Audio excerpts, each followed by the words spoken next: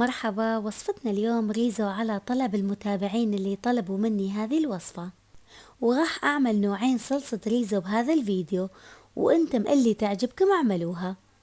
راح نعمله بطريقة مضبوطة وبطعم مميز ينافس المطاعم.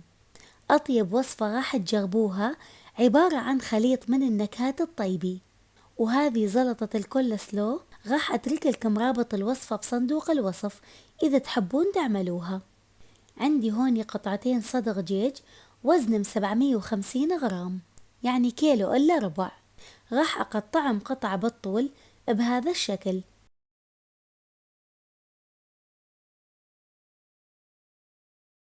والقطع الأطوال نرجع نقسم من النص.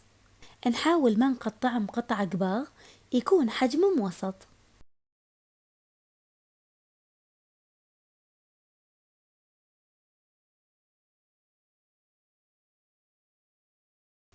وهذه البهارات اللي راح أتبل بيها: معلقة كوب بابريكا حلوة، ومعلقة كوب ثوم بودرة، ومعلقة كوب بصل بودرة، ومعلقة كوب زنجبيل مطحون، ومعلقة شاي فلفل أسود، ومعلقة شاي كركم، ونص معلقة أكل ملح.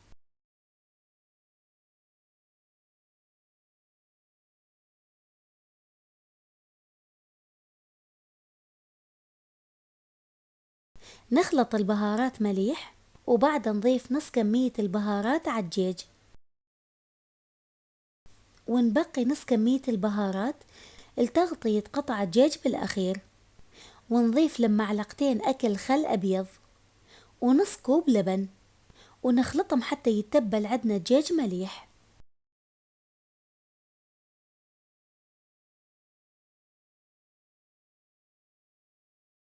بعد نتركه بالثلاجة لمدة 30 دقيقة أقل شيء، وإذا تريدون تحضرونه قبل بوقت بعد أحسن.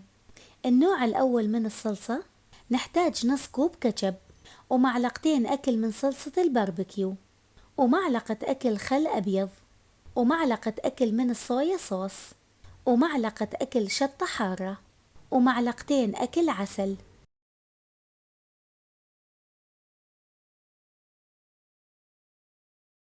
ورشة ملح وفلفل أسود، ونخلطهم.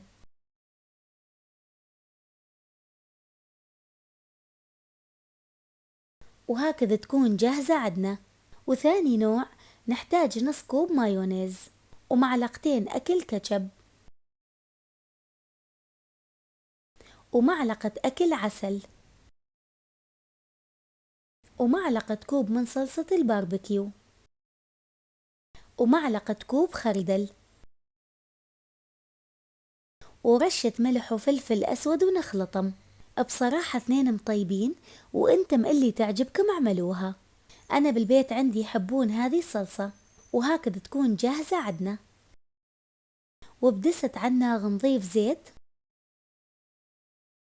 وبصلي وحدي حجم وسط مثغومي ناعم، ونقلبها إلى ما تاخذ لون ذهبي.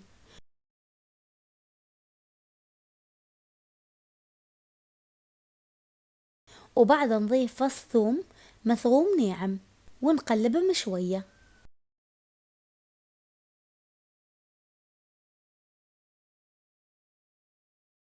ونضيف ملح حسب الحاجة، وظرف ماجي، ومعلقة كوب كاري، ومعلقة شاي ممسوحة كركم، ونص معلقة شاي فلفل أسود، ونص معلقة شاي دارسين مطحون. نحمس البهارات شوية، وبعد نضيف معلقتين أكل كاتشب، ومعلقة أكل من صلصة الباربيكيو، ونقلبهم شوية. ونرجع نضيف 3 أكواب تمن مغسول ومنقوع لمدة 30 دقيقة.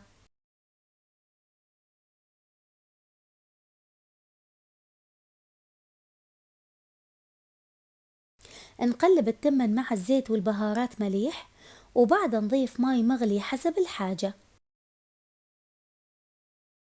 مثل ما تغشعون ارتفاع الماي بمستوى التمن. ونغطي الدست ونتركه على النار، وبس ينشف ماي التمن عدنا نتركه على نار هادئة إلى ما يستوي.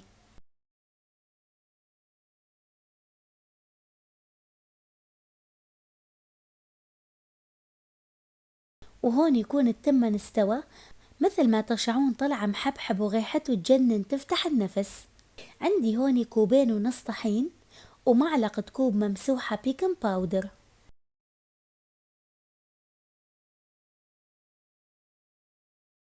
وكوب إلا ربع نشا. ونضيف نص كمية البهارات اللي بقيناها ونخلطهم.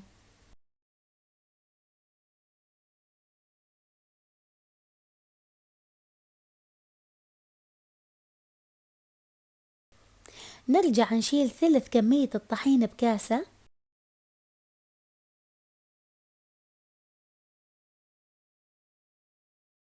ونضيف له ماي كوب إلا ربع تقريبا أو حسب الحاجة، إلى ما يصير الخليط عندنا يشبه خليط الكيك.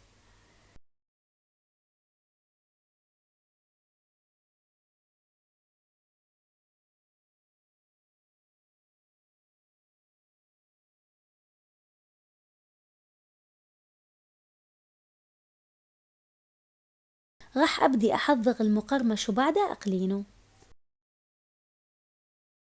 ناخذ قطعة ونحطها بالخليط السائل اللي عملناه، ونغلفها مليح من كل الجهات، وبعدها نرفعها ونصفيها مليح، ونحطها بالطحين،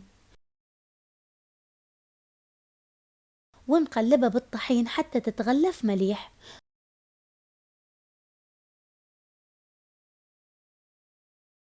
وآخر شي ننفضها من الطحين مليح حتى يصير شكله مموج بهذا الشكل.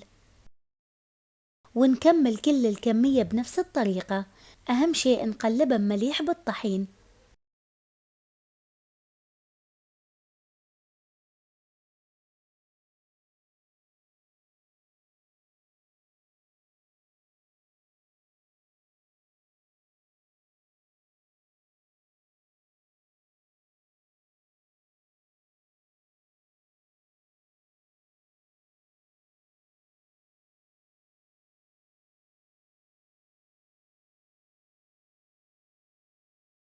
راح أكمل كل الكمية وأرجع لكم. عندي هون زيت نظيف للقلي، وتكون درجة حرارة الزيت وسط. نتركهم بالزيت إلى ما ياخذون لون ذهبي، بعدها نصفيهم من الزيت ونطلعهم. ماكو وقت محدد من يبقون بالزيت، لأن حسب حجم قطع الدجاج يبقون عندنا بالزيت، بس ما ياخذون وقت كثير ويستوون.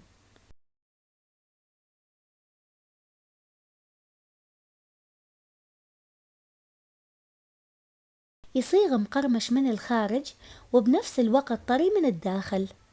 راح أقطعهم قطع صغار.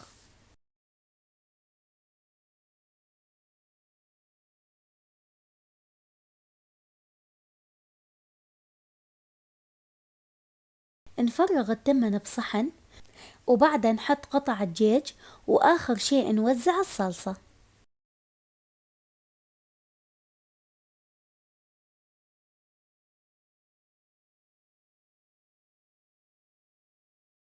أريدكم تجربوهم وتعطوني رأيكم، أي صلصة عجبتكم أكثر.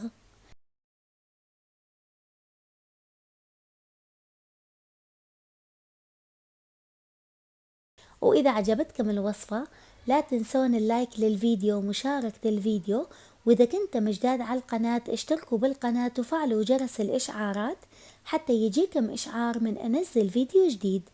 والمقادير مكتوبة بصندوق الوصف، وألف عافية.